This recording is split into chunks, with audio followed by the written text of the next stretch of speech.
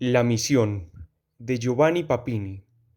Cuando hube conquistado con la actividad caprichosa y temeraria de 3 a 4 años, lo que para uno cualquiera, para muchos, hubiera significado un arribo y una victoria, tener un nombre, ser leído, discutido, seguido, temido, sentí más profundamente que antes un vacío vergonzoso en mí mismo. ¿Pero cómo? Está todo aquí. Este únicamente es el fin del último de mis días y de mis noches de fatiga, la conclusión de mis esfuerzos tentaculares hacia una luz menos terrestre, el único y definitivo final de toda una juventud, de todos los ardores y furores de una juventud concentrada y comprimida durante largos años, llameantes a ratos, como un fuego de júbilo sobre la montaña. Solamente nada más que ver impreso el propio nombre, repetidas las propias palabras, reproducido el propio rostro, puestas en la plaza las ideas más caras, arrojadas como pasto a los cualquiera las más celosas confesiones y los más inoportunos entusiasmos, y después tener alrededor unos cuantos monos que te imitan los gestos y algún papagayo que tartamudea 3 frases, ver libros con tu nombre en la cubierta, artículos con tu firma al final, oír que se habla de ti y no se te comprende o se te desprecia o envidia sin que sepan siquiera molestarte, convertirse en un autor conocido, tal vez valorado, buscado por los directores de los diarios, deseado por los editores, perseguido por los gacetilleros de oficio, traducido a otras lenguas, candidato a la honesta celebridad de los 40 años. Pero después empezaba a obtener todo esto y sentía que no me bastaba, que no me bastaría jamás. ¿Qué me importaba ser o llegar a ser un filósofo brillante, un escritor muy conocido en el mundo literario, un fabricante, un mercader más o menos afortunado de palabras y de pensamientos? ¿Dónde iba a parar? Se necesitaba poco para saberlo. Aún mirando a lo alto, con toda la locura permitida a los mediocres, no había más que ser impreso por Treves, enseñar en la universidad, formar parte de una academia, obtener, viejo, decente, imbecilizado ya, el premio Nobel. Pero de ningún modo sentía haber nacido para otras cosas, para desear otros fines. No era ambición la mía, no era vanidad, sino orgullo, orgullo bueno, orgullo diabólico, orgullo divino. Quería ser verdaderamente grande, épico, desmesurado. Quería realizar algo gigantesco, inaudito, que cambiase la faz de la tierra y el corazón de los hombres. De lo contrario, nada. Era mejor marchitarse en el ocio cretino de una subprefectura o el vestilizarse en el trabajo manual o, lo mejor de todo, ahogar los sueños fracasados y el peso del cuerpo en el agua amarilla del Arno. Necesidad antigua y continua de ser jefe, guía, centro, pero especialmente inestable en aquel tiempo de ascensiones y de deseos animosos.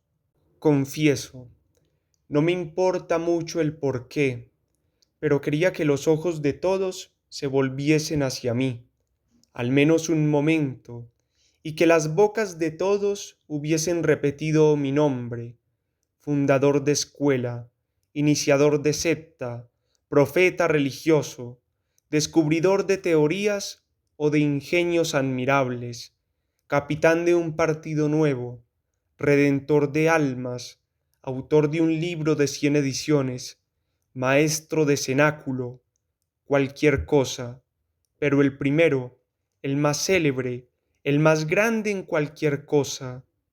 ser uno de esos que dan el nombre a una idea, a una muchedumbre de hombres que revelan una verdad nueva, imprevista, original, uno de esos a quien todos deben conocer y juzgar, un parágrafo en las historias y que tienen su dominio propio, su campo aparte, su bandera reconocida.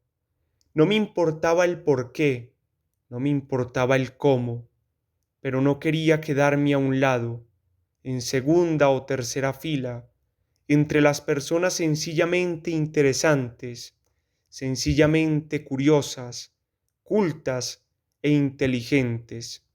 Hacer una tontería, hacer una locura, pero ser el inventor de esta tontería, el héroe de esa locura. Al principio me propuse la acción que a los poco profundos les parece más acción, la política. El socialismo iba ya declinando, pero no obstante, era el máximo movimiento humano de mi país en aquella época, y yo, el hombre de la negación y de la contracorriente, me puse contra el socialismo, y fui socialista, socialista al revés, acepté la lucha de clases, pero que fuese verdadera lucha, guerra en términos verídicos, no ya agresión del hambriento enardecido, el pueblo contra el patrono tembloroso y transigente, lucha de clases, es decir, defensa de la clase que ha hecho y que ha vencido contra la clase que quiere hacerla abdicar antes de tiempo, defensa burguesa, poca piedad, política de hierro y todas las ideas asociadas, expansiones, o sea, nacionalismo, ejército y marina. Fui jefe de redacción del primer periódico nacionalista italiano. Pronuncié un discurso para señalar el programa de un nuevo partido nacional. Me tropecé todas las semanas con los popularistas, me lancé a la polémica, mordí las glorias demagógicas, destripé las ideologías revolucionarias, quise devolver dignidad y coraje a quien solo atinaba a ceder. Queríamos que Italia fuese grande en el presente, incluso con las conquistas.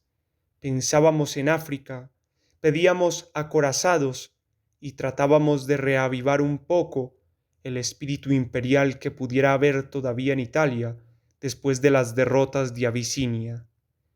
Pero de este imperialismo colonial y militar, rápido pasé por mi cuenta a mi nacionalismo espiritual. Italia me parecía un país sin vida, sin unidad ideal, sin un fin común, todo mortecino, todo sin eco, cada cual para sí y un poco de camorra para todos. Me pregunté cuál era en aquel momento el oficio, la misión de Italia en el mundo, y no supe responderme. Entonces comencé, con masinia intempestividad, mi campaña por el obligado despertar, débiles llamamientos, artículos, opúsculos, cartas, en un mundo rumoroso y distraído. Quería que mi país hiciese algo suyo, que representase algo suyo entre los demás pueblos. Quería que los italianos, arrojada la retórica de los pasados resurgimientos, se propusiesen una gran finalidad común, un fin realmente nacional. Después de 1860 no había habido un sentimiento, un pensamiento único, italiano. Era tiempo de ponerse en camino.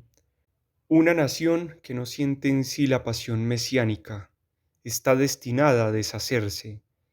Pero ¿cuál podía ser esta meta nacional?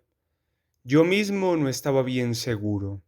Gritaba y llamaba, y luego interrogaba a los mismos que habían acudido a mis reclamos.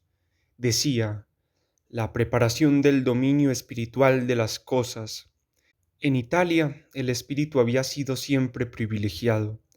En este país debía comenzar el reino definitivo del espíritu, Pero ¿podía ser este un lazo nacional? Bien pronto me di cuenta de que no. Este problema del señorío absoluto de la voluntad trascendía cada vez más al fanático patriotismo.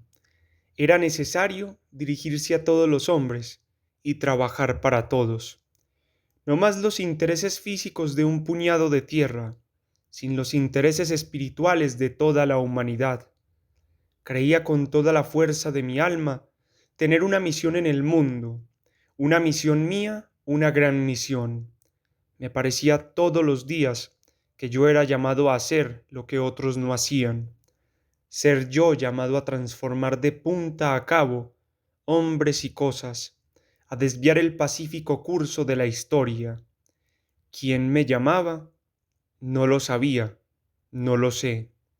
No creía en Dios y, empero, en ciertos momentos me sentía como un cristiano que a toda costa debía prepararse para otra redención. No creía en la providencia y sin embargo me veía en el futuro como el Mesías y el Salvador de las gentes. Eran voces interiores, eran voces subterráneas que parecían subir de otro hemisferio, de otra tierra. Imaginábame que esta vida nuestra era ya otra vida, y que esta tierra era cielo para otros que gemían abajo, no muertos todavía allá abajo, no nacidos aún aquí arriba, y pensaba yo que me llamarían para que les salvase, para que les levantase hasta mí y les hiciera partícipes de nuestras alegrías más divinas, de nuestras verdades más ciertas.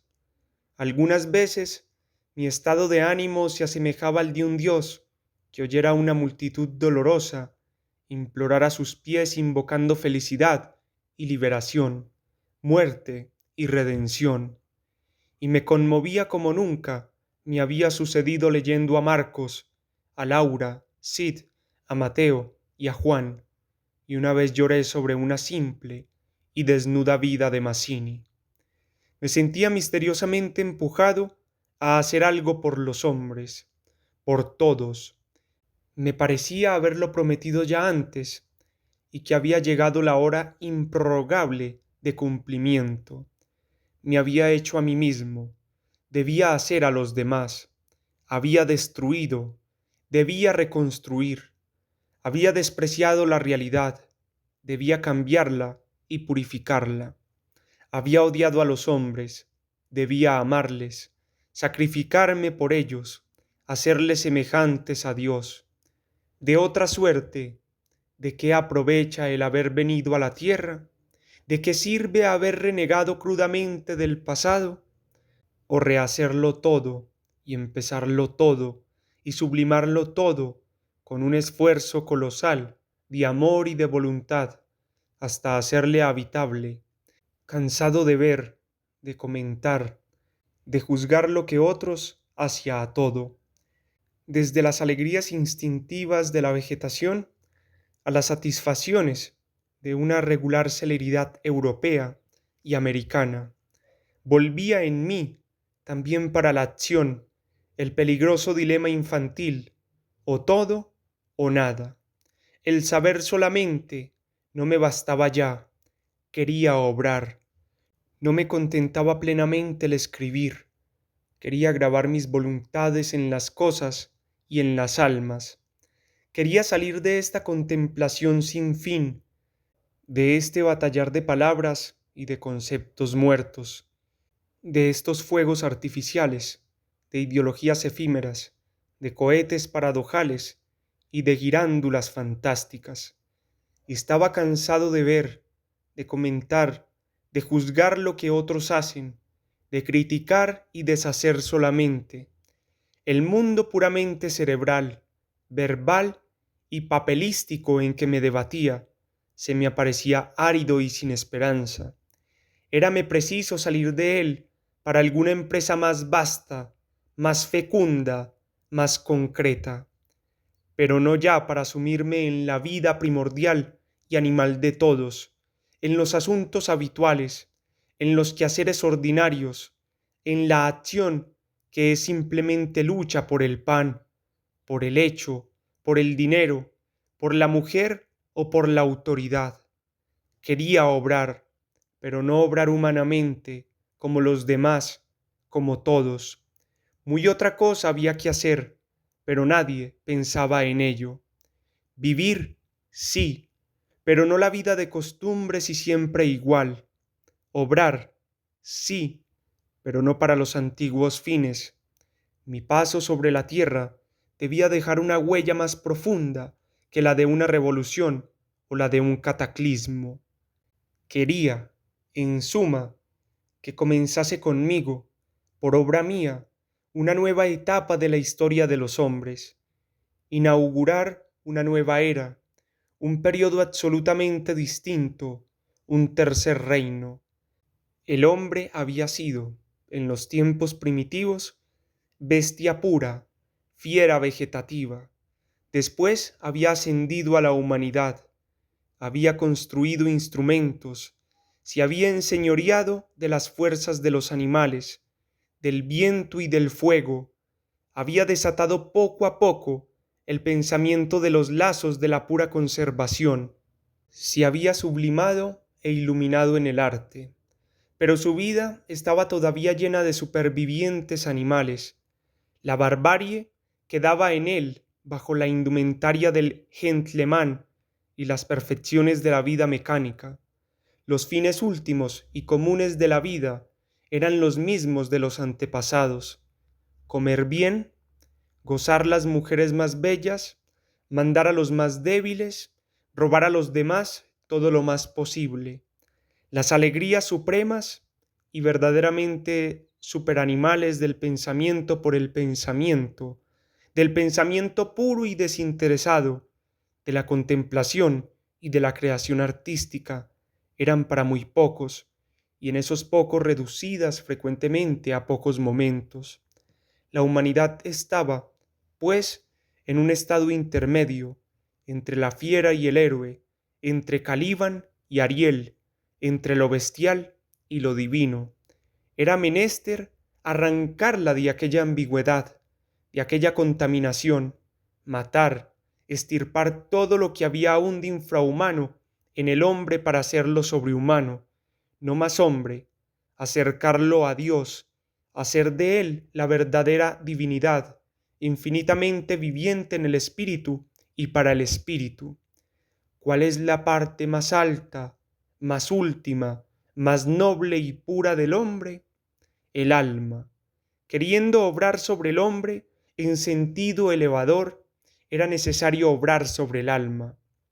Solo en la dirección espiritual es posible esperar en un cambio radical de ruta, en una evolución total de los seres y de los valores. La parte más elevada del hombre es la única guía hacia la altura.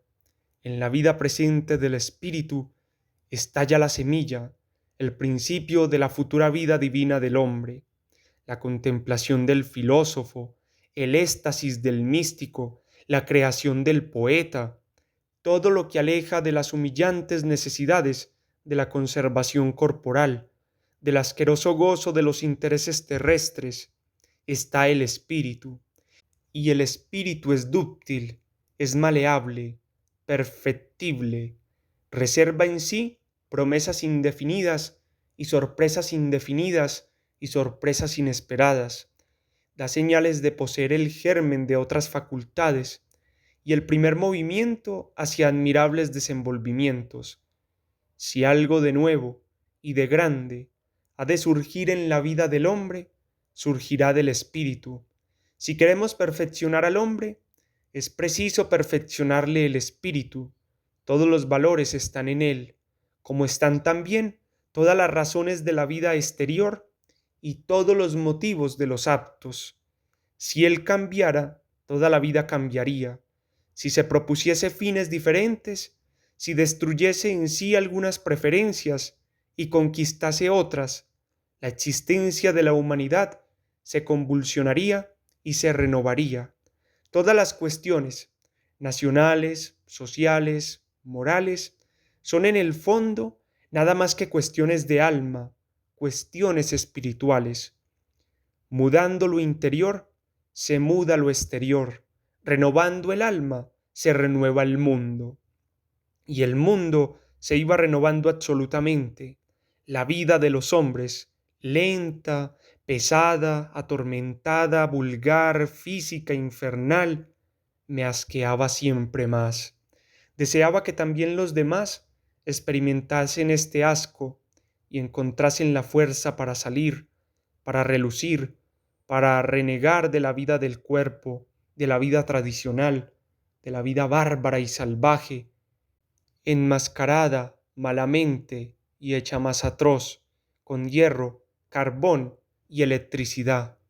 Una última ascensión era indispensable. El nuevo volumen de la historia universal debía, por fin, abrirse. El hombre había sido primeramente todo carne, luego carne y espíritu, conjuntamente, y ahora debía ser todo espíritu, solamente espíritu. Después de la edad ferina y de la edad humana, la edad heroica, angélica y divina, después de la época de la fuerza, la época del ingenio al servicio de la fuerza, y por último, la época del ingenio liberado, de la voluntad dominante, de la mente, señora de toda fuerza. Guiar a los hombres hacia ese reino, anunciar esa nueva edad, realizar esa época, he aquí el deber que me impuse voluntariamente. Mi misión era doble: disgustar y alejar a los hombres de la vida presente y preparar y hacer visible la superior y sobrehumana vida que yo presentía y entreveía con la exasperada tensión de los máximos deseos. Pero ¿de qué modo? ¿Y era digno de dedicarme a tamaña empresa? ¿Estaba yo mismo tan imbuido, tan dominado por el alma para tener el derecho de despertar otras almas y de imponerlas una existencia menos desenvuelta en lo feo y en el mal? Y aunque mi alma estuviese limpia, fuese virtuosa y no tuviese debilidades, tendría el intelecto suficientemente grande y animoso para inspirar a los demás con el arte, la voluntad de la evasión necesaria de lo cotidiano inconsciente y conducir a término la elevación de 100 pueblos hacia la esfera de lo divino. Para dar principio a mi misión, debía estar seguro de mí mismo, pulirme y engrandecerme, llegar a la perfección y engrandecerme, llegar a la perfección moral y a la sublimidad intelectual, transmutarme en santo y en genio.